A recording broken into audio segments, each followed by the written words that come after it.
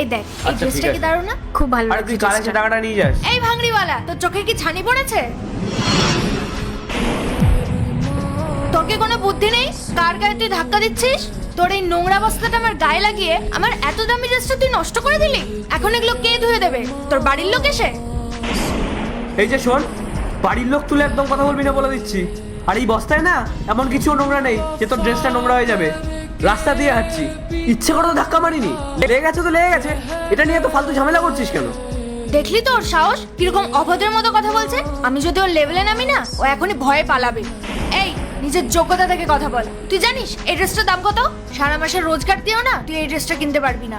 অসভ্য কোথাকার। রাস্তায় এত জায়গা থাকতো তুই আমার গায়ে এসে পড়লি কেন?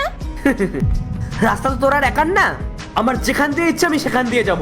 আর তোর যদি ড্রেসের প্রতি এতই মায়া ছিল তা রাস্তার মাঝখানে দাঁড়িয়েছিলি কেন? একটু সরে দাঁড়াতে পারিসনি?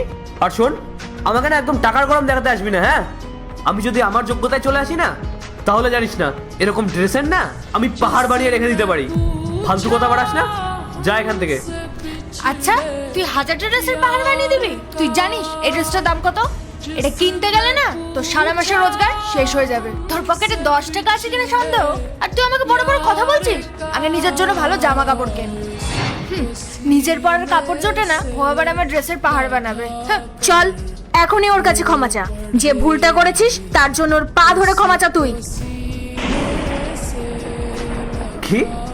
আমি ক্ষমা চাইবো? আরে তুই কি পাগল হয়ে গেছিস নাকি? আর তুই কি ওর উকিল হয়েছিস নাকি যে ওর ওকালতি করছিস? আমি কোনো ভুল করিনি, তাই ক্ষমা চাওয়ার কোনো প্রশ্নই ওঠে না। তুই জানিস আমরা কারা? 2 মিনিটে না তোর আসল যোগ্যতা বুঝিয়ে দিতে পারি। এর সাথে কথা বললে উল্টে আমাদেরই মান সম্মান নষ্ট হবে। একে যেতে দে তো। এরপর কি হয় সেটা দেখার আগে তুমি যদি তোমার মাকে ভালোবাসো তাহলে অবশ্যই ভিডিওতে লাইক করে চ্যানেলটি সাবস্ক্রাইব করে দিবি। আর শয়তানকে ভালোবাসলে কিছুই করা লাগবে না। এত সহজে তো ওকে আমি যেতে দিতে পারি না। ও আগে আমাদের কাছে ক্ষমা চাইবে, তারপর ও তোর এত দামি ড্রেস নষ্ট করেছে, তারপর আবার এত বড় বড় কথা বলছে। আরে কিসের দামি ড্রেস? 300-400 টাকার থেকে বেশি দাম হবে বলে মনে হচ্ছে না। এমন ভাব করছিস যেন লাখ লাখ টাকা দামের ড্রেস পরে আছিস। এই, তুই বেশি জ্ঞান দিতে আসিস না। নিজের সারাদিনে 200-300 টাকা ইনকাম করিস কিনা তার নেই ঠিক, তুই আবার এসেছিস আমাদের জ্ঞান দিতে। নিজের লেভেলটা দেখ আগে। আচ্ছা, আমি জ্ঞান দিচ্ছি? আরে সামান্য একটা বস্তা তোদের গায়ে লেগেছে বলে তোরা আমাকে এত কথা শুনিয়ে দিলি? তোরা মনে হয় জানিস না যে আমি কে। এই কে রে তুই?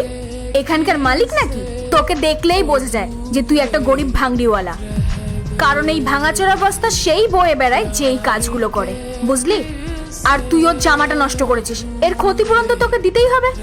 আরে জিয়া, ছেড়ে দে। ও কোথা থেকে টাকা পাবে? তুই দেখছিস না ও নিজে কিরকম ছেঁড়া ফাটা জামা কাপড়